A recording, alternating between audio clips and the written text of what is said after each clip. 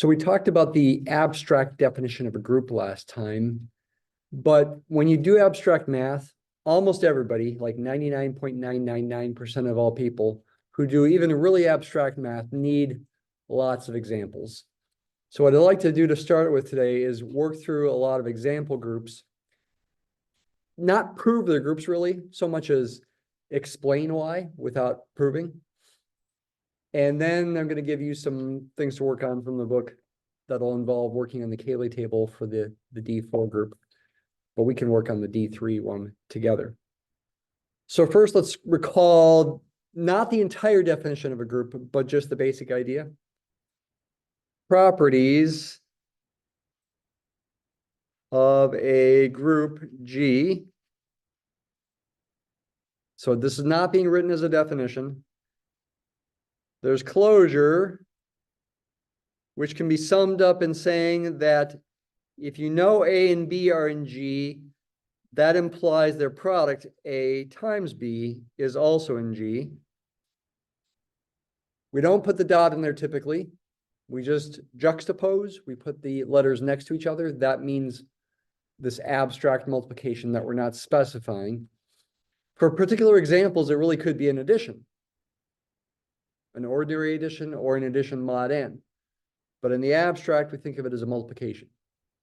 Closure in the textbook is thought of in terms of calling this a binary operation, and it's assumed that binary operations, for the most part at least, are closed, except for that example we did last time. There's the associative property, or associativity, that it doesn't matter where you put the parentheses, and that also means you don't need parentheses at all, though the order does matter. A times B times C is different than B times A times C or C times A times B. The order matters, but parentheses or not, that doesn't matter. This is true for all A, B, and C in G. Identity. There exists an Einheit, an E, not the number E, an identity in G with the property that when you multiply it times anything, you get that anything for all A and G, including if A were E itself, E times E is also E. Fourth property, inverses. For all elements of the group, there exists an A inverse such that A times A inverse equals A inverse times A equals E. Okay, this is not the full definition because at the start you should start by saying let G be a non-empty set with a binary, well, okay, or you could say closure is a binary operation satisfying this property. It's a group if it also satisfies these properties. But yes, you want to think about examples. There are your, what you might say, standard infinite examples, the simplest of which is the integers. As a set, you know what that is, all positive whole numbers, 0 and all negative whole numbers, you might call them.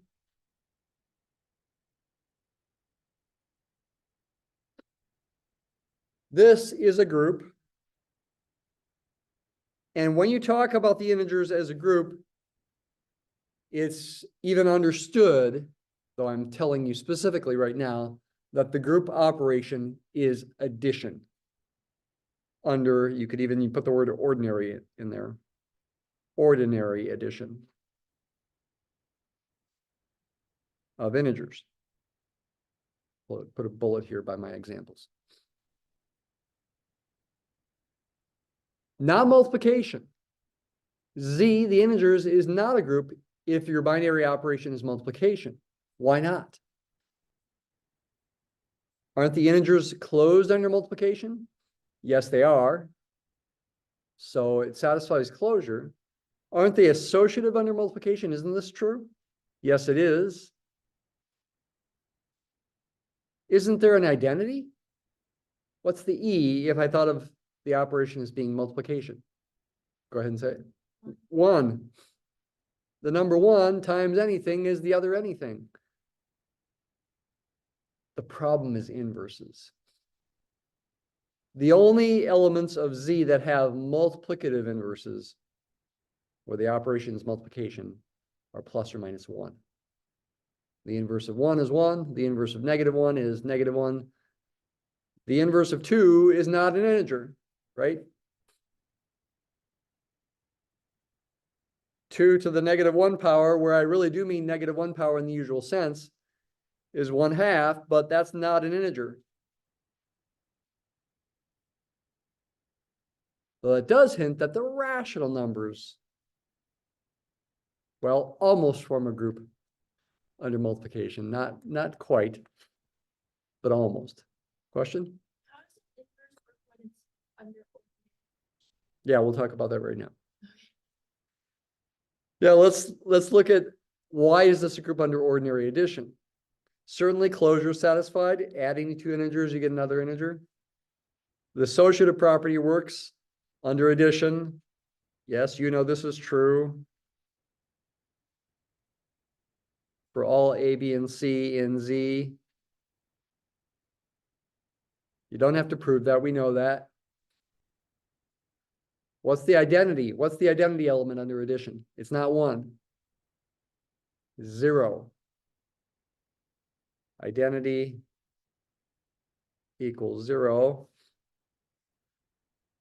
For all integers, though, does there exist an inverse under addition?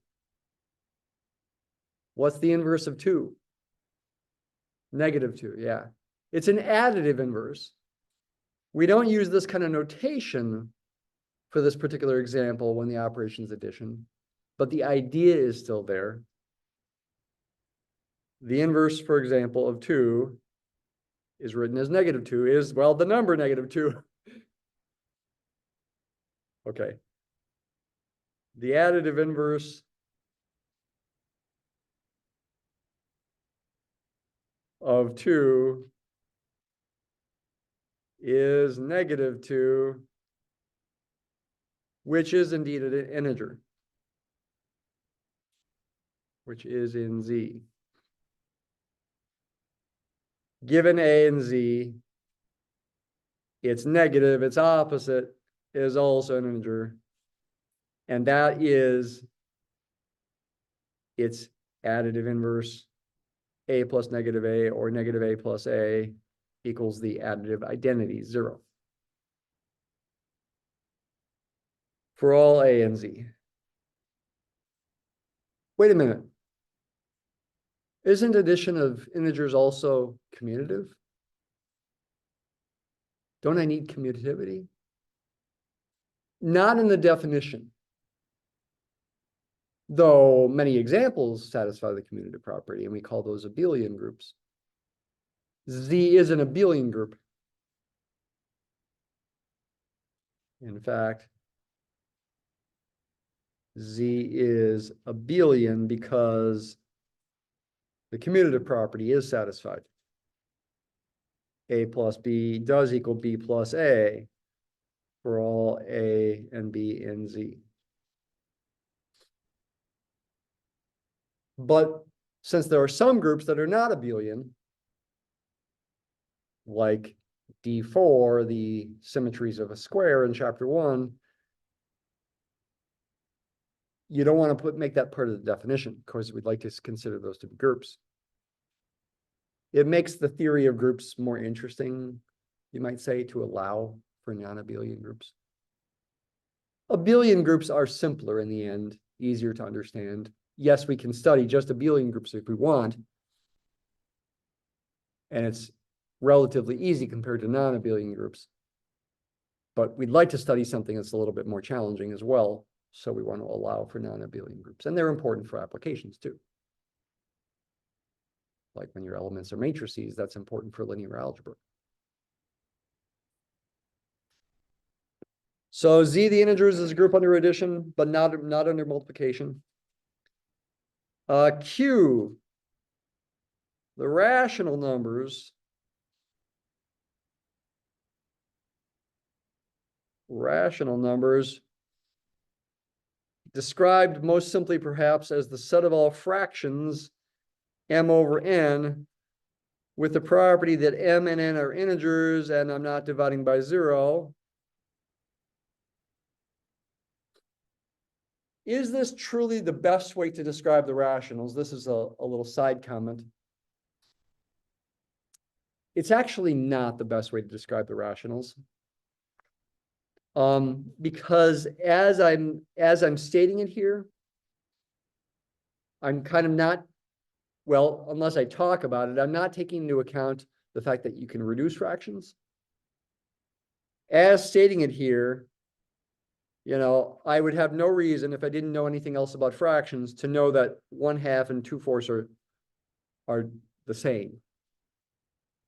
Of course, we do know that 1/2 and 2/4 are the same. They are equivalent fractions. Maybe there's some underlying equivalence relation. Yes, there is. That makes these, we say equals, but in terms of pure symbols, they're different. So in reality, we should really say equivalent. There is some underlying equivalence relation on these kind of symbols. And each individual rational number is actually an equivalence class. Oh, I'm telling you the truth. And that should not be so surprising because we do this kind of thing. So this is actually not the best way to describe them, but we're okay with it. Don't worry about it.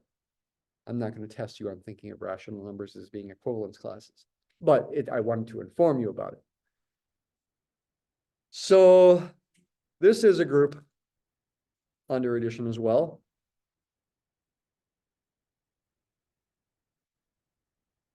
Ordinary addition. I won't put the word ordinary in there. If it's a non-ordinary kind of addition, then I'll specify what kind of addition, like addition mod n or something. Closure, adding two rational numbers. You get a rational number. You're not going to get an irrational number. Quick proof of that, based on how you know to ordinarily add fractions by getting a common denominator of this this case, n times q. In the end, you would get mq plus np over nq.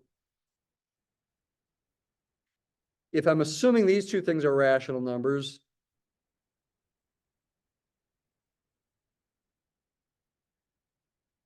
that means m and n and p and q can be taken to be integers, not dividing by 0.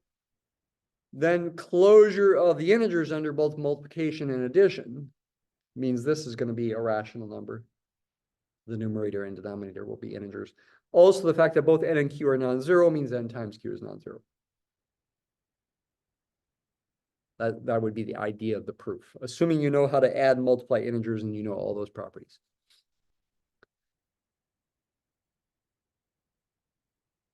Associativity works. I won't go into details. Identity works. It's still the number 0, thought of as 0 over 1 or 0 over 2 or 0 over 3, whatever you want to think of it as, 0. Same identity as the integers. And inverses exist, additive inverse. The additive inverse of, 2/3 is negative 2/3. In fact, it's an abelian group.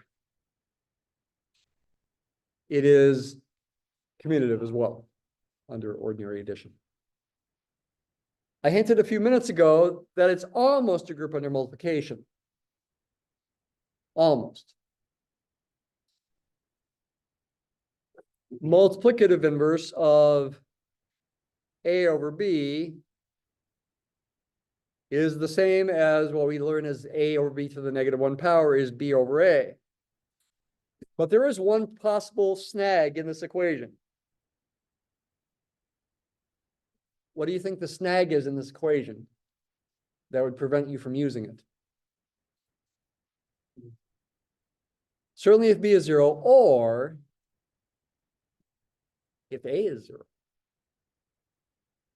because then I'd be dividing by 0 there. I could assume b is non-zero when I write a over b to say this is a rational number to begin with. I could assume b is non-zero, but there's nothing preventing a from being 0. So this is still a problem if a is 0. In other words, 0 has no multiplicative inverse. 0 to the negative 1 power is undefined. It's not 0. Because there's nothing you can multiply 0 by to get 1. That's the reason.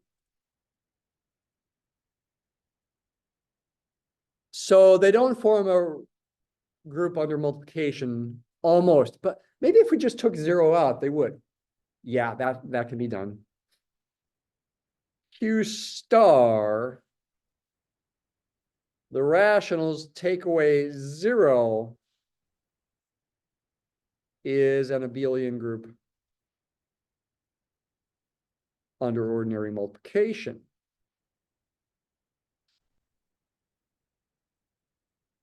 But you have to take away 0 for that to work. Is that allowed? Can we take away 0 like that if we want? Sure, we can do whatever we want here, as long as we're following the rules of the game in terms of the definition of group. The real numbers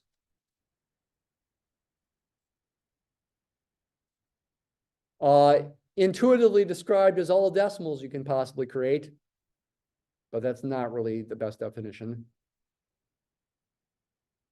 Forms a group under addition, is an abelian group. I'm going to abbreviate group GP under addition. Yeah, right. Saying that real numbers are decimals, including infinite decimals that don't repeat, is somewhat problematic. In large part because, like, how do you find the inverse of a well, okay, under addition it's not too bad, but for multiplication, how do you find the multiplicative inverse of an infinite decimal where you don't even know all the decimal places?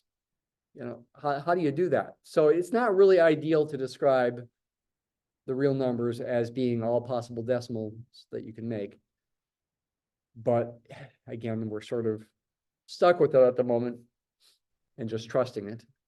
It is an abelian group under addition, and also if you take out the take out 0, R star is an abelian group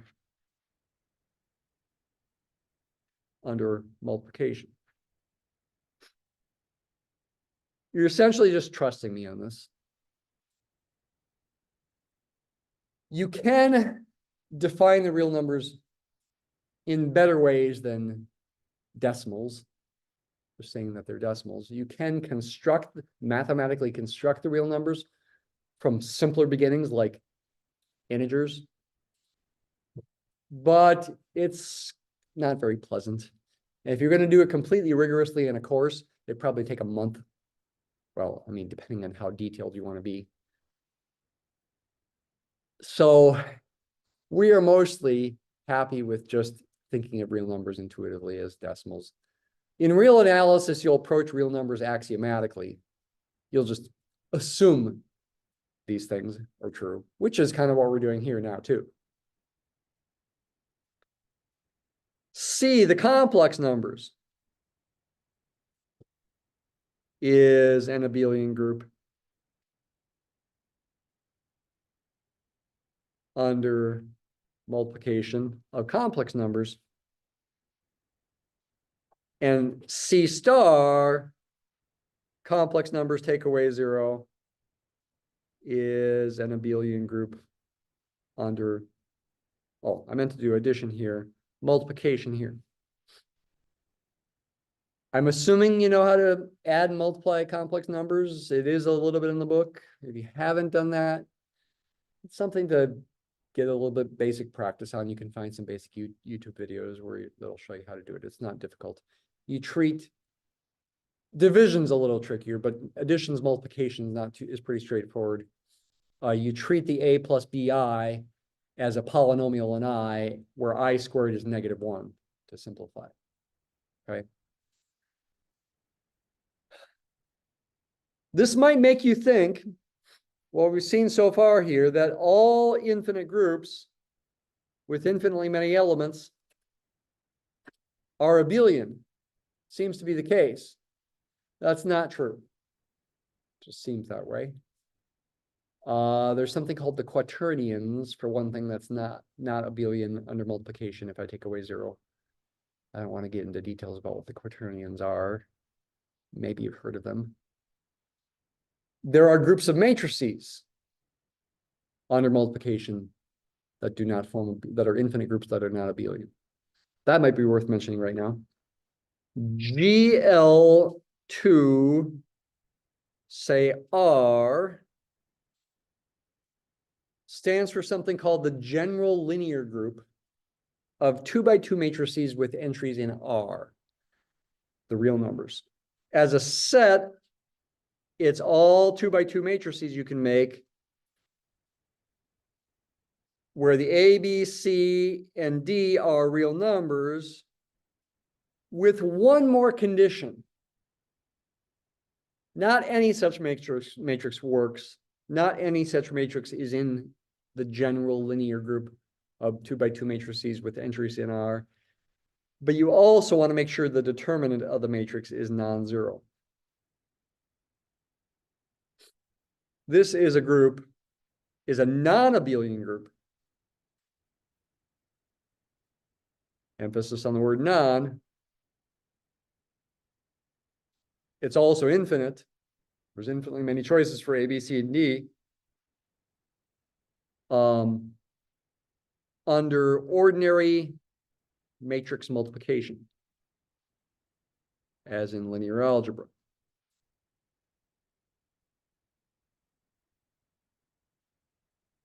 Okay, so this is an infinite group that is non-abelian, not commutative, right? You know that from linear algebra, you multiply two matrices, A times B. B times A is most likely something different, unless they're kind of trivial matrices like the identity or something. How would you prove this is a group? You have to verify it's closed. Actually, closure is a little tricky here. Multiply two matrices like this, two arbitrary matrices. Certainly you will get another such matrix, 2 by 2, but how do you know its determinant is still non-zero? This comes up on your assignment, actually. You need to use, don't think at the element level. Use some facts you know from linear algebra. Maybe you've forgotten this. Closure is based on the property of determinants, that the determinant of the product of two matrices, capital A times capital B, is the determinant of the first matrix times the determinant of the second matrix. Why would closure be based on this? Do you remember this from linear algebra? I hope so. Fundamental property of matrices here. Why would closure be based on that? I'm assuming to be in this group that my matrix has a non-zero determinant.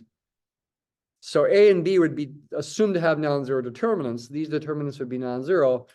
I need to show the product has a non-zero determinant.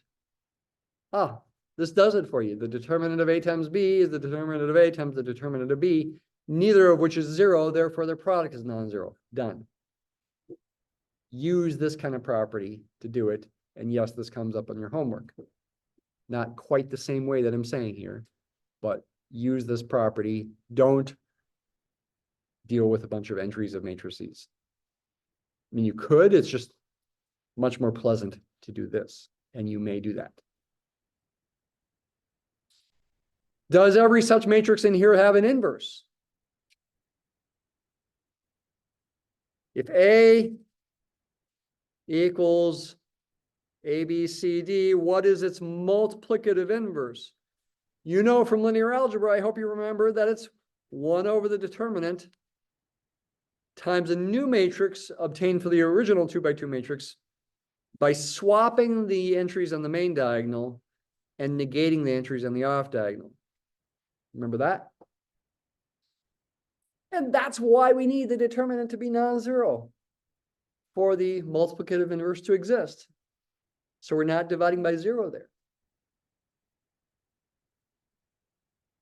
You can verify that this works when you multiply A and A inverse, you get, oh, I forgot to mention this, the identity matrix. 1, 0, 0, 1, that is the multiplicative identity. That's the E from the abstract definition of the group. The identity matrix. And yes, matrix multiplication is also associative. By the way, the fact or the determinant of I is 1. You can also use this fact here to do something interesting. You can say 1 is the determinant of I. And when A is invertible, I can be represented as A times A inverse. And then by this property up here, that's the same as the determinant of A times the determinant of A inverse. And that means you can solve for the determinant of A inverse in terms of the determinant of A as 1 over the determinant of A. And again, if A is in this general linear group, its determinant will be non-zero, and therefore I'm not dividing by 0 here. There are some general linear groups that are actually finite. GL2, or say Z2.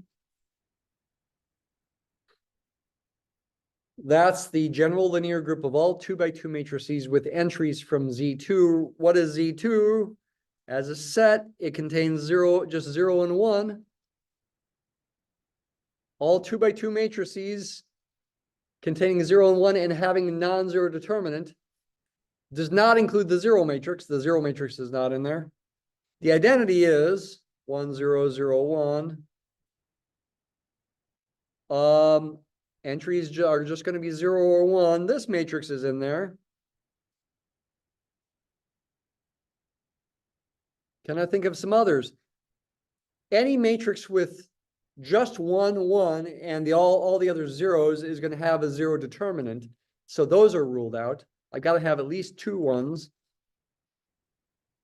Any matrix with a column of 1s and the other column zeros is a problem. That's determinant is going to be 0. The determinant of such a matrix is going to be 0. I guess I got to do this kind of thing. If I'm going to create other matrices that have a non-zero determinant, I'm only allowed to use 0s and 1s here because the entries of these matrices are from Z2. If I have all 1s as my entries, that's a problem. The determinant would be 0. That's a quick verbal verification that that's it. GL2Z2 has 6 matrices in it. It's a group of order 6 under multiplication.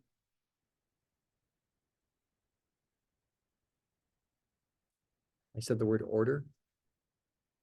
The order of a group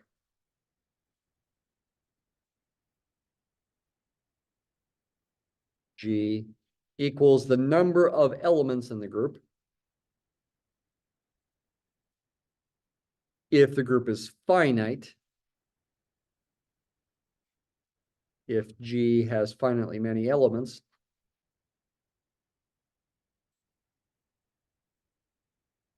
This is a definition from chapter 3, by the way.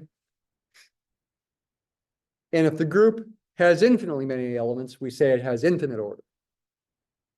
The order of a group is denoted by the group with absolute value signs around it, so to speak. It's not absolute value signs in the usual sense of the word. So I'm not going to say absolute value of G. When I write this symbol, I'm going to say order of G. And it means the number of elements in the group G if G has finitely many elements. If G has infinitely many elements, then we say it has infinite order. Then we say the order of G is infinite. Could we write the order of G equals infinity? Yeah. Just like we sometimes write limits equal infinity, even though infinity is not a number. Actually, in real analysis, you'll learn that infinity can be thought of as a number in that class.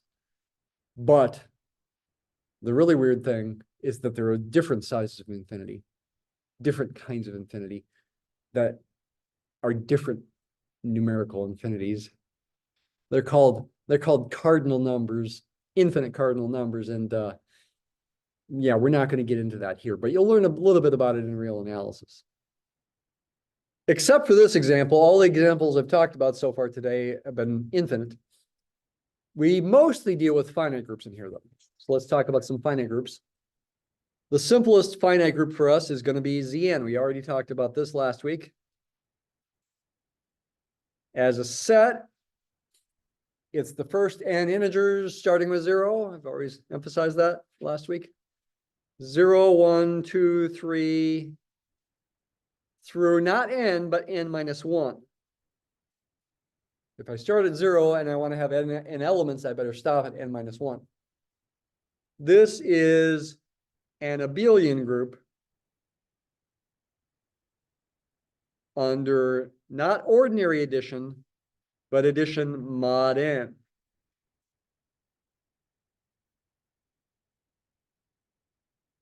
We could make its Cayley table. We made a bunch of Cayley tables last week.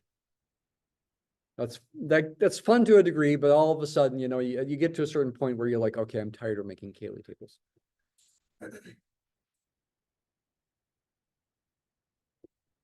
It is closed because you are modding by n. You can prove associativity. We won't bother. 0 is the identity. And it does have additive inverses. 0 is the identity.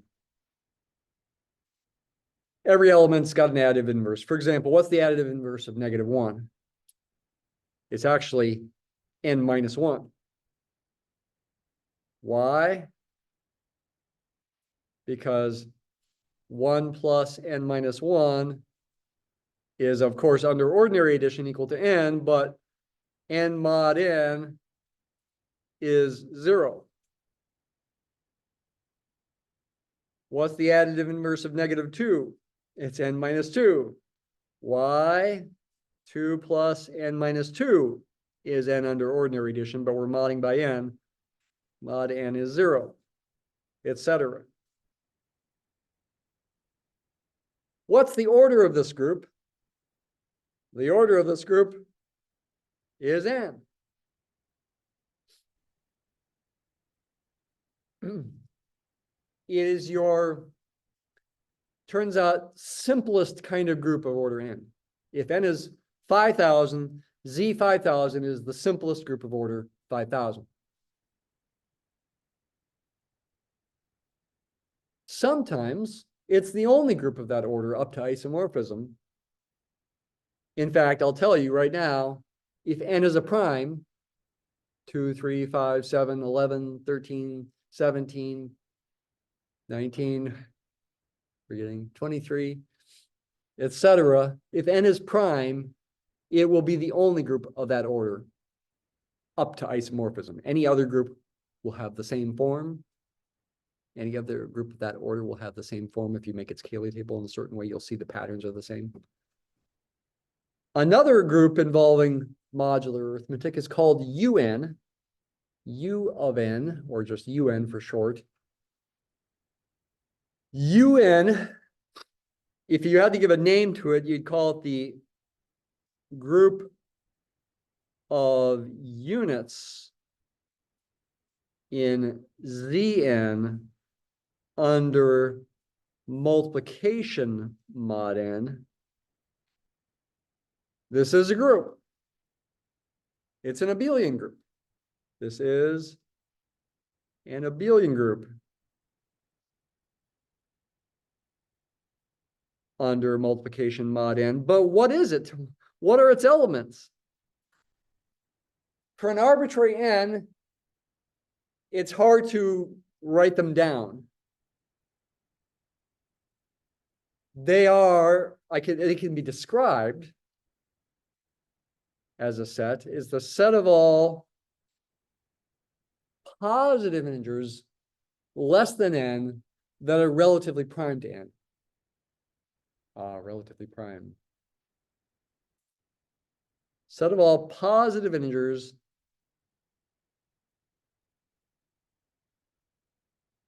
less than n. Positive also means bigger than 0. And relatively prime to n.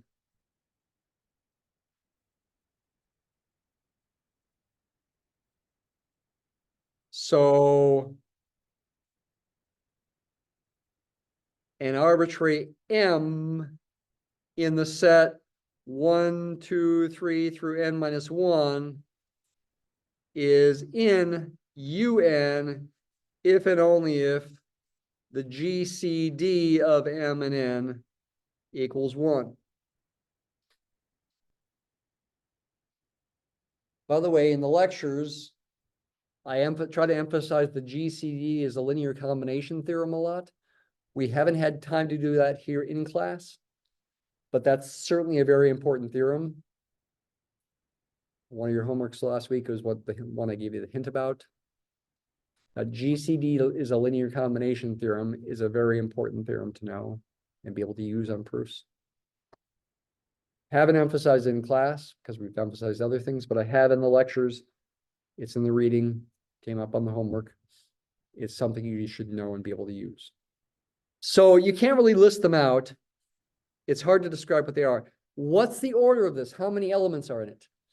I don't want to go into the details right now. We're going to save that for chapter 4. You can certainly write down particular examples. Well, U2, not the band, but this unitary group of units, just contains one element. It's the trivial group. It's under multiplication mod 2. 1 times 1 equals 1 mod 2. Why are they called units? Saving that for later in the course.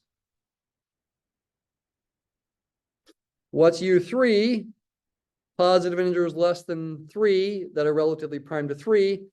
Yeah, there's 2 elements, 1 and 2. U4, what does that contain? 1, 2, and 3? No, it doesn't. Positive integers less than 4 that are relatively prime to 4 excludes 2.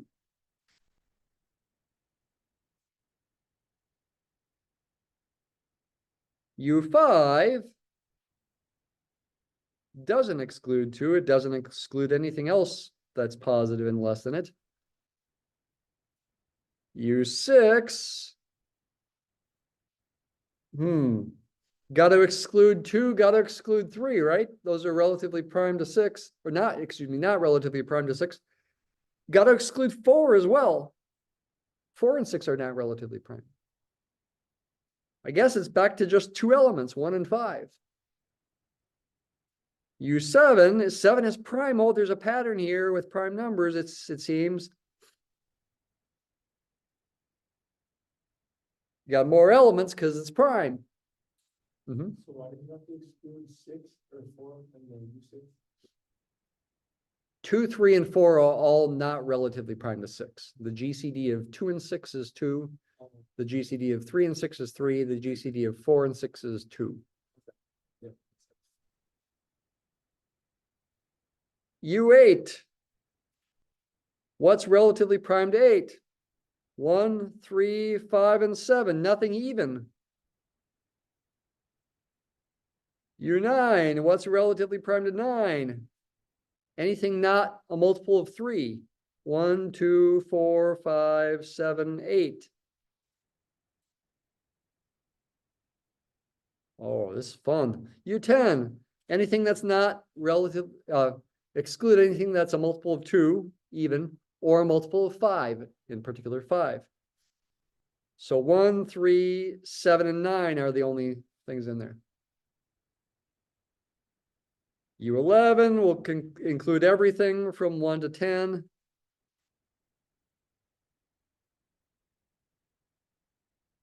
Let's just do one more. U12. Anything that's not a multiple of 2 or 3 is included. So skip 2, skip 3, skip 4, 5 is in there, skip 6, 7, skip 8, skip 9, skip 10, 11. This is a group of order 1 under multiplication mod 2. It's a trivial group. Watch where I'm pointing, only 2 people are. That's the trivial group under multiplication mod 2. This is a group of order 2 under multiplication mod 3. This is a group of order 2 under multiplication mod 4. This is a group of order 4 under multiplication mod 5. Order 2 under multiplication mod 6, 6, 4, 6, 4. How many elements there? 1, 2, 3. Did I miss something? I forgot 10, sorry. 10. So that's 10, group of order 10 under multiplication mod 11. Sorry, it wasn't on the screen. Back to group of order 4 under multiplication mod 12. Interesting how this happens. That's partially what makes these groups interesting. They are all abelian groups. Are they isomorphic, possibly, to one of the z's? Possibly, but possibly not.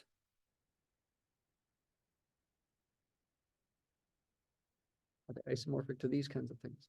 Possibly, but possibly not. Sometimes yes, sometimes no. It depends. That's what starts to make this interesting, is when you have things that might be unexpected happening.